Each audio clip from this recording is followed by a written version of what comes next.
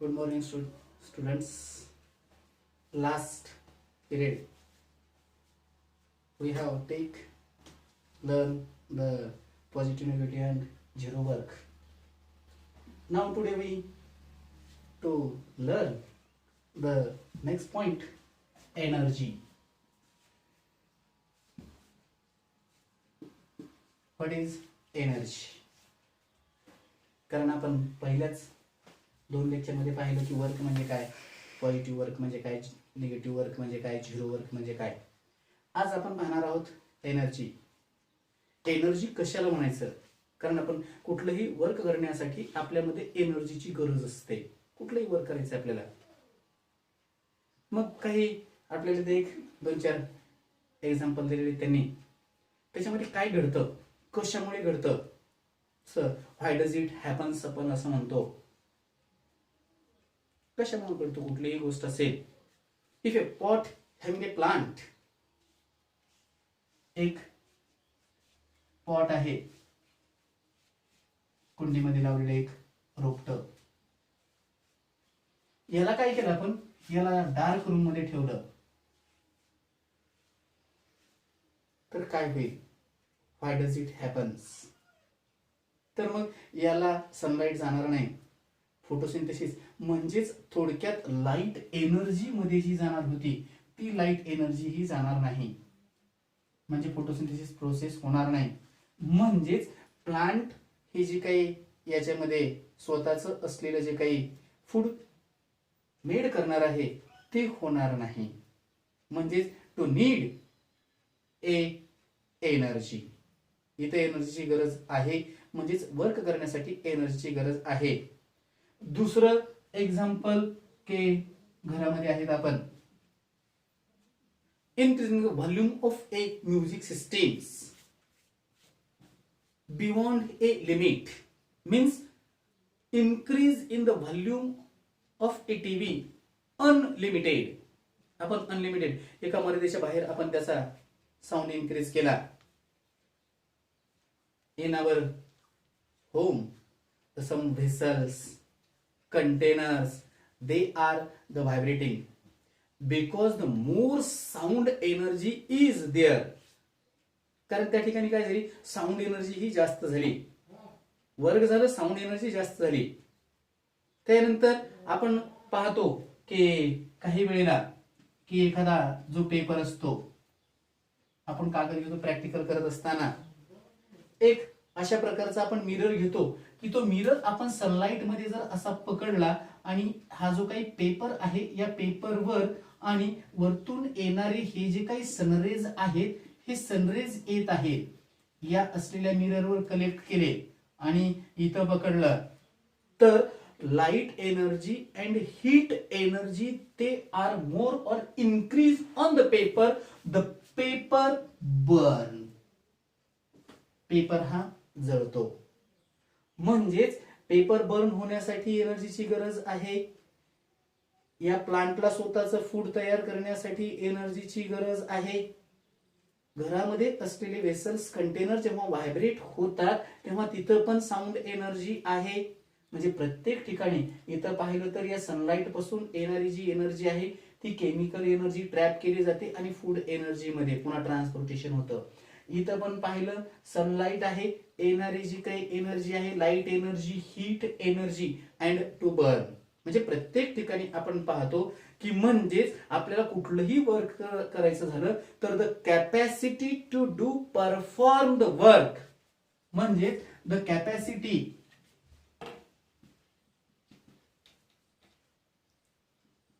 Of a body to do the work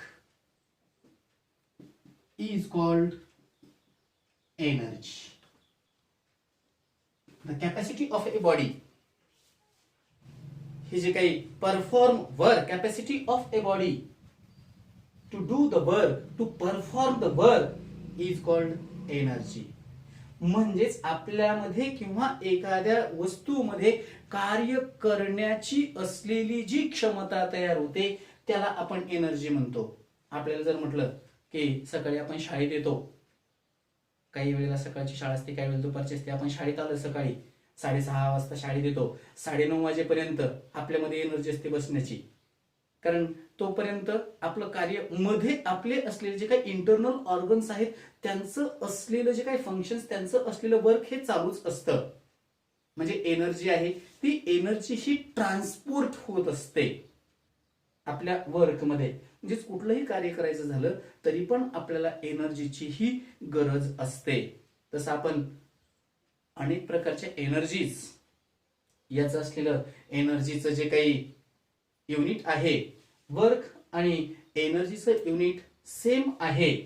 वर्कचं जे unit आपण पाहिलं होतं की वर्कचं युनिट SI युनिट हे आपण पाहिलं होतं जूल.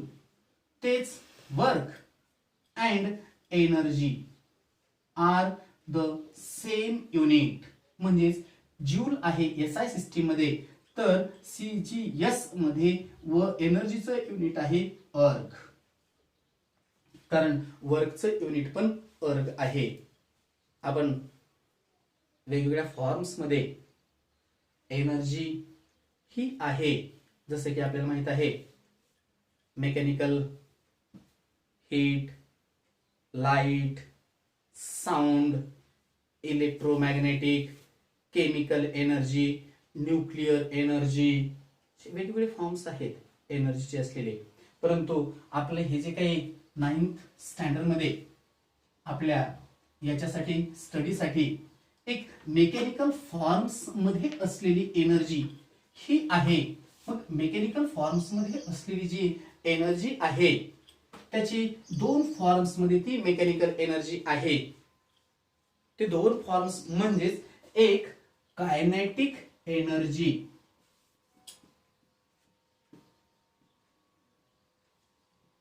आणि दुसरी आहे पोटेन्शियल एनर्जी.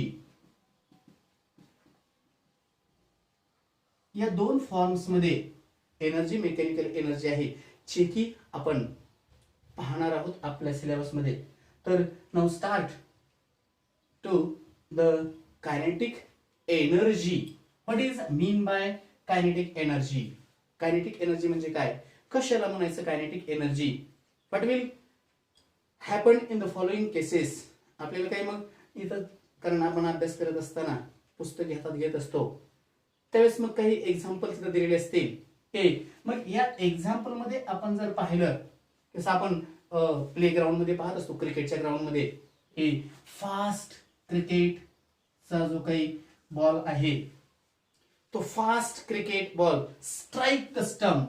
आपण इकडून क्रिकेटचा बॉल आहे, इकडून मारला तो येतो बॉलर, आणि तो बॉलिंग करत असताना तो स्टंपला काय करतो, इथून येतो हा बॉल या असलेल्या स्टंपवर आदळला. What will happen? द स्टंपचं काय घडेल? The stump they can move. स्टंपवर जर पडला तर स्टंप इथून दुसरीकडे जातील.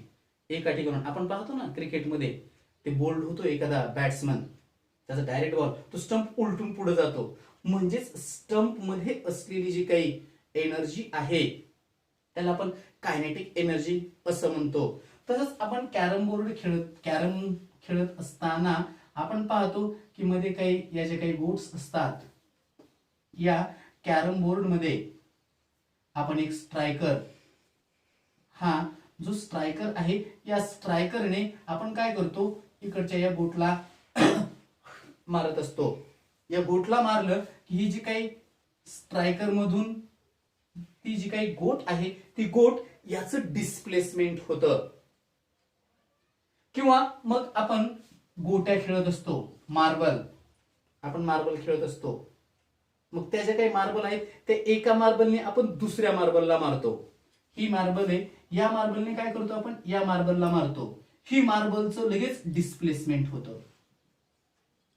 म्हणजेच या मार्बल मध्ये already they have the energy, but push the other one, they can move or they can displaces through another place. म्हणजे याच्यामध्ये एनर्जी आहे, त्या वस्तूमध्ये एनर्जी आहे, फक्त त्याला पुश केलं जातं.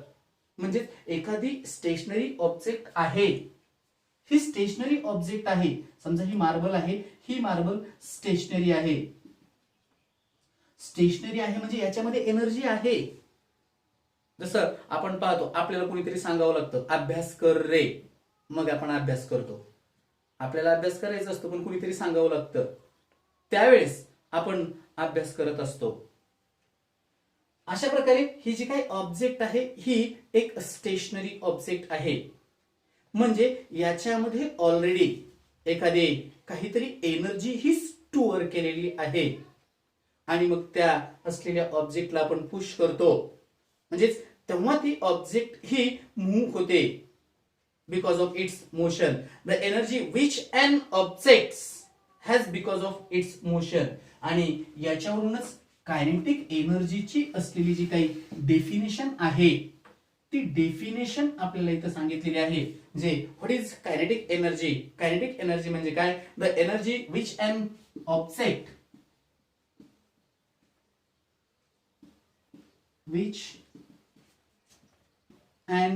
ऑब्जेक्ट एखाद्या वस्तूमध्ये असलेली जी ऊर्जा आहे, has because of its motion, has because of its motion. The energy which an object has because of its motion is called kinetic energy. The energy which an object, एखाद्या वस्तूमध्ये असलेली जी काही ऊर्जा आहे, त्या वस्तूमध्ये एनर्जी आहे, वस्तूमध्ये असलेल्या गतिमान ऊर्जेमुळे, वस्तूमध्ये असलेल्या ऊर्जेमुळे वस्तूला प्राप्त झालेली जी गती आहे त्याला आपण गतीज ऊर्जा असं म्हणतो. म्हणजे कायनेटिक एनर्जी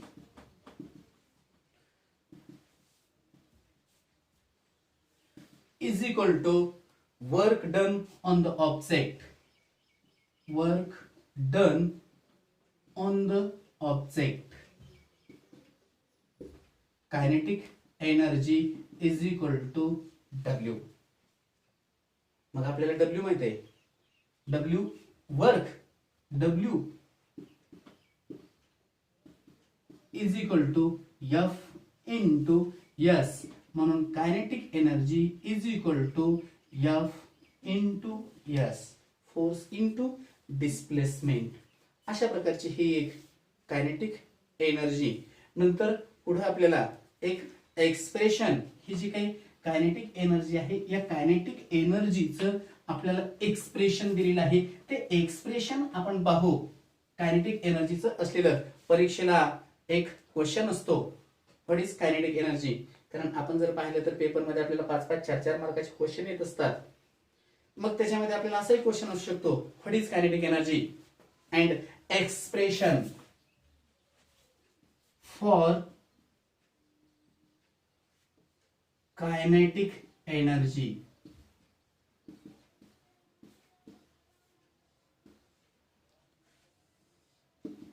कायनेटिक एनर्जी म्हणजे काय ते आपण पाहिलं.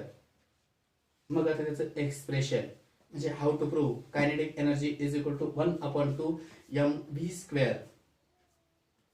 किंवा परीक्षेत असंही question, kinetic energy is equal to 1/2 mv². Prove that. जॉमेट्रीमध्ये तुम्हाला थेरम असतात तसं. मग इथं आपल्याला हे एक्सप्रेशन करत असताना ज्याला आपण डेरिव्हेशन पण म्हणत असतो. Suppose a stationary object. मग आपल्याला माहिती आहे एक्सप्रेशन सॉल्व्ह करायचंय. तर मग एखादी स्टेशनरी ऑब्जेक्ट आहे, त्या ऑब्जेक्टचं असलेलं मास m,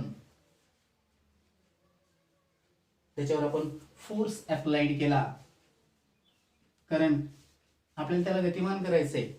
म्हणजे एखाद्या वस्तूमध्ये असलेली जी काही गतिमान अवस्था आहे त्या गतिमान अवस्थेमुळे वस्तूला प्राप्त झालेली जी ऊर्जा आहे त्याला आपण गतीज ऊर्जा असं म्हणत असतो. इनिशियल व्हेलॉसिटी आपल्याला माहित आहे, इज इक्वल टू u. मग इथं नाही कुठेही आपण जेव्हा पाहतो की इनिशियल व्हेलॉसिटी ही 0 असते, कारण ऑब्जेक्ट ही काय आहे, स्टेशनरी पोझिशन मध्ये आहे, स्थिर आहे, एकाच जागेवर असलेली ही जे काही ऑब्जेक्ट आहे. आणि जेव्हा टाइम इंटरवल टी डिस्प्लेसमेंट होतं त्याच्यासाठी आपण यस, हे अशा प्रकारची एक ऑब्जेक्ट आहे, the work done on the object. तेव्हा मग आपल्याला जर आपण पाहिलं की मग एखादी ऑब्जेक्ट आहे, मग आपल्याला एक्सप्रेशन लिहायचं की मग work done on the object. मग त्या एखाद्या असलेल्या वस्तूला आपण फोर्स अप्लाय केल्याच्या नंतर त्या वस्तूचं डिस्प्लेसमेंट होतं, म्हणजेच वर्क कंप्लीट होतं. W is equal to F into S. याला इक्वेशन नंबर 1 असं आपण म्हणू. मग आता आपल्याला काय करायचं, इथं अगोदर F म्हणजे काय, जसं की आपण according to Newton second law आपण जो पाहिला होता, according to Newton second law, त्यात आपण पाहिलं होतं तिथं की ते आपल्याला मोमेंटम, तिथं आपण पाहिलं होतं की F is equal to ma, mass into acceleration. ही झाली आपल्याला F ची व्हॅल्यू, याला आपण इक्वेशन 2 म्हणूया. नंतर आता पाहायचं आपल्याला डिस्प्लेसमेंट. मग S बरोबर, मग हे S कुठं आहे, आपण पहिल्या चॅप्टर मध्ये पाहिलं होतं पहा, न्यूटनचे असले जे काही 3 equation of motion by graphical मेथडने आपण पाहिलं होतं. S is equal to ut plus 1/2 at square. Newton चे असले जे काही equation of motion, equation of motion by graphical method, इथून आपण घेतलं बाय इक्वेशन ऑफ मोशन. मग आपल्याला माहिती आहे initial velocity u is equal to 0, म्हणजे S is equal to 0 plus 1/2 at square. S is equal to 1/2 at square. मग हे काय करायचं, ही झाली आपली याची व्हॅल्यू, S ची व्हॅल्यू. मग आपल्याला F ची व्हॅल्यू भेटली, S ची भेटली, या दोन व्हॅल्यू आपण भेटल्या. तर या ज्या काही दोन व्हॅल्यू आहेत, put these value in equation 1, put the values of F and S in equation 1. Equation 1 मध्ये या दोन व्हॅल्यू ठेवायच्या. W is equal to F into S, हे इक्वेशन आपण लिहून घ्यायचं आपल्याला समजण्यासाठी. मग F ची व्हॅल्यू काय आहे आपल्याला माहित आहे, ma इंटू S ची व्हॅल्यू काय आहे 1/2 at स्क्वेअर. ही झाली व्हॅल्यू. म्हणजे W इज इक्वल टू, आपल्याला इथं मग आपण काय करायचं, हे m कॉमन घ्यायचं, m, मग इथं काय केलं आपण 1/2 at स्क्वेअर, हे W बरोबर. याला आपण इक्वेशन 4 असं म्हणूया. Using Newton's first equation of motion. पुन्हा काय करायचं, आपण पाहायचं की युजिंग इक्वेशन, न्यूटनचं जे इक्वेशन होतं, Newton's first equation of motion, ते इक्वेशन काय होतं, तर V is equal to u plus at. हे आपण तिथं इक्वेशन ऑफ मोशन मध्ये पाहिलं होतं बाय ग्राफिकल मेथड मध्ये. मग आपल्याला u माहित आहे, u बरोबर काय आहे 0 आहे. मग काय केलं आपण, त्या u ची व्हॅल्यू इथे ठेवली प्लस at, म्हणजे V is equal to at, v square is equal to at square, म्हणजे at स्क्वेअर आपण म्हणून at square is equal to v square. Put these value in equation 4. Put these value in equation 4. हे 4 नंबरचं equation 4 नंबरचं काय आहे आपल्याला समजण्यासाठी आपण लिहून घ्यायचं W is equal to 1/2 MAT square. आपल्याला AT ची व्हॅल्यू माहित आहे. इथं AT ची व्हॅल्यू दिलेली आहे V square. W is equal to 1/2 MV square. हे असलेलं कायनेटिक एनर्जीचं. मग आपल्याला कायनेटिक एनर्जी पाहायचंय. आपण अगोदरच पाहिलं होतं पहा W इज इक्वल टू म्हणजे जेव्हा कायनेटिक एनर्जी ही काय केलं ते K by object. W is equal to KE म्हणजे kinetic energy. Kinetic energy is equal to 1/2 MV square. हे झालं कायनेटिक एनर्जीचं एक्सप्रेशन फॉर कायनेटिक एनर्जी. अशा प्रकारचं हे इक्वेशन्स याच्यावरच असलेलं एक आणखीन एक्झाम्पल आपल्याला इथे दिलेलं आहे. ते एक्झाम्पल पण आपण पाहूया या कायनेटिक एनर्जीवरच असलेलं.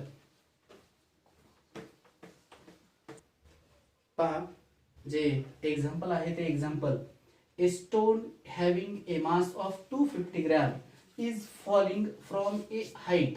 How much kinetic energy does it have at the moment when its velocity is 2 meter per second? म्हणजे एक स्टोन 250 ग्रॅमचा स्टोन हा काही उंचावरून खाली पडतो.